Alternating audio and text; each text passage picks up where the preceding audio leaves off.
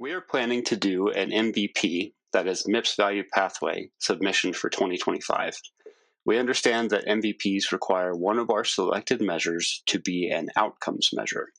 And if there are no available or appropriate outcomes measures, we must choose a high priority measure. The MVP that is appropriate for us doesn't offer a MIPS CQM outcome measure, only high priority measures. It does have outcome measures, but we'd have to use a QCDR, that is a qualified Clinical Data Registry, to be able to choose any of the offered outcomes measures. We don't want to leave Mingle Health. We've got our quality measurement system reliably down pat with your help. Can we trust Medicare to accept a MIPS CQM high priority measure when there are outcome measures we could use by changing registry vendors? Great question, Sheila, and thanks for your vote of confidence.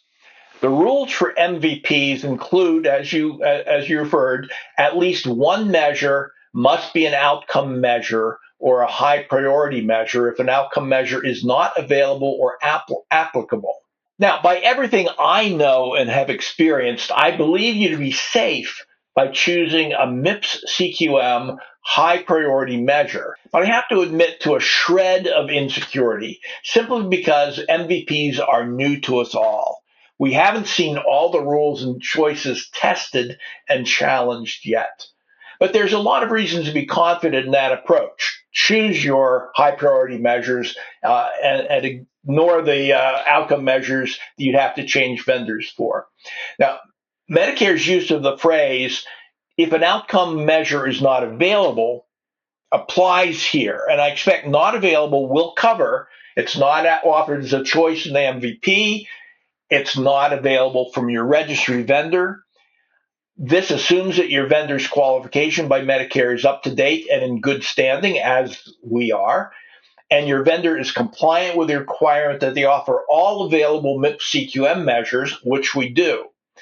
Medicare does not require registries like us to provide any QCDR measures, although we're free to do so if we can have an arrangement with those QCDRs. Now, we have never seen Medicare individually question the choice of a MIPS participant who says that a measure set or a particular measure is not appropriate for them.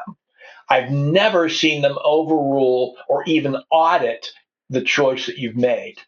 With one exception, I've never seen Medicare require engagement of a specific vendor, which would have to happen if you were required to choose a QCDR. And the one exception to that is that for a long time there was a single source of patient satisfaction measurement, but that limitation was repaired many years ago. Now there are multiple sources of that.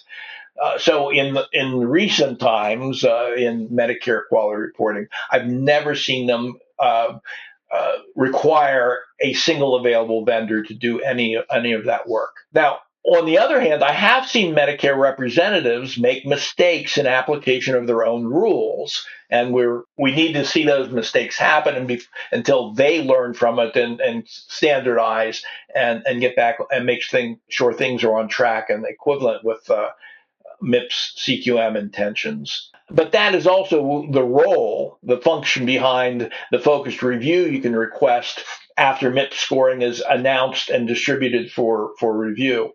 So I think that, and based on all the experience we have in MIPS CQMs and MVP CQMs being the heir of all of that, all of those functions, that you're in solid position choosing a high priority measure when there's no outcome measures available from your vendor.